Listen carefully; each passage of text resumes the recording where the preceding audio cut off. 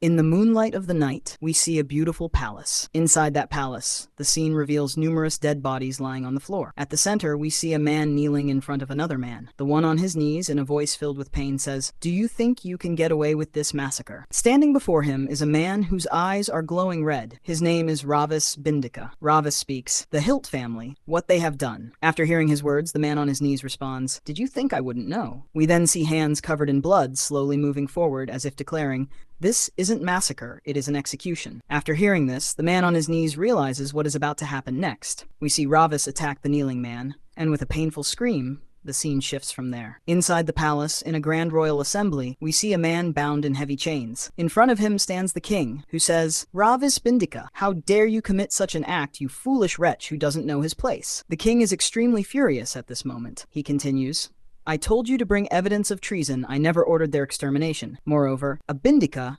dared to disrupt the Order C, the demon realm." And finally, he declares in anger that this time the limits have truly been crossed. The Demon King listens silently. After hearing this, Ravis says angrily, "What do you mean? There was evidence everywhere all this time. You know it too, father. Those Hilt bastards are hopeless because of those old fogies sucking up to the Hilt family. Even with evidence, we couldn't punish them. How many crimes have been overlooked?" After hearing Ravis's words, we come to realize something shocking. The Demon King standing before him is actually his father. The atmosphere turns heavy.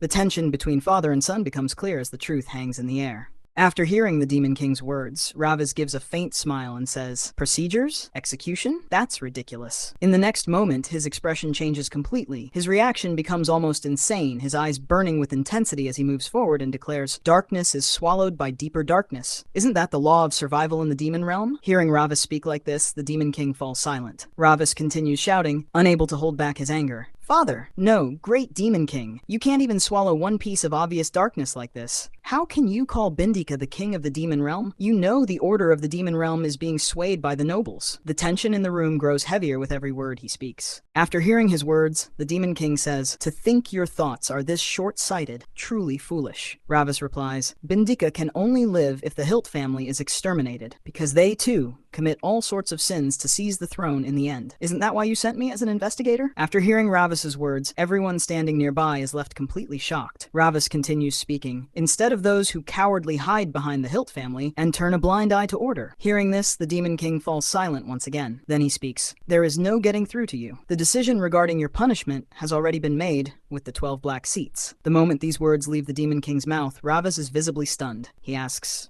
"What punishment?" Suddenly, the Demon King releases his overwhelming aura and shouts, "Ravis Bindika! For violating the laws of the Pimon realm and slaughtering the Hilt family, you shall be banished to the human realm." After hearing the Demon King's order, Ravis is completely shaken. He says, "What, the human realm? Father, surely not. Are you serious?" Demon King, still surrounded by that overwhelming, deadly aura, slowly turns his back. His voice is cold, but there's a heavy finality in it as he declares, "Ravis, pay for your sins in the human realm, where your powers will be sealed, and learn the true dignity of a Bindika." The words hit like a blade. For a moment, Ravis just stands there, stunned. Then desperation takes over and he shouts, his voice breaking with anger and disbelief, "Father, no, even though I cled the Hilt brats." He sounds less like a warrior and more like a son who cannot accept what he's hearing. But the Demon King doesn't look back. Without even giving him another glance, he coldly commands, "What are you doing? Carry out the sentence immediately." There is no hesitation in his tone, no mercy, no doubt. At that moment, the 12 black seats step forward together, their magic flaring to life. Dark energy fills the air as they begin surrounding Ravis from every direction. Trapped in the center, Ravis struggles against the invisible pressure closing in on him. Rage, fear, and betrayal mix in his voice as he screams, "Damn it! I can't accept this! Stop right now! I can't go, I didn't do anything wrong." But his cries echo in a hall that has already decided his fate. We see one of the 12 black seats step forward. Activating their magic, they bring it right up to Ravis's face. The pressure is overwhelming, and Ravis is clearly struggling to endure it. The mage leans closer,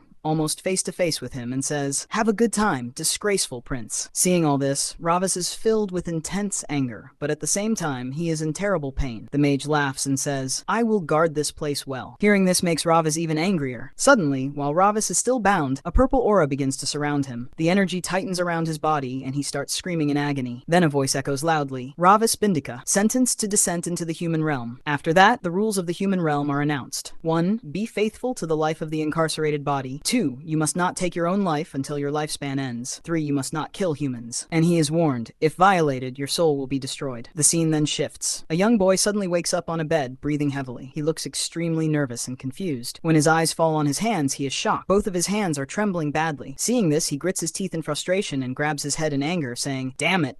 I really fell into the human realm." At that moment, Raviz angrily remembers the Black Mage and curses him. How dare he screw me over?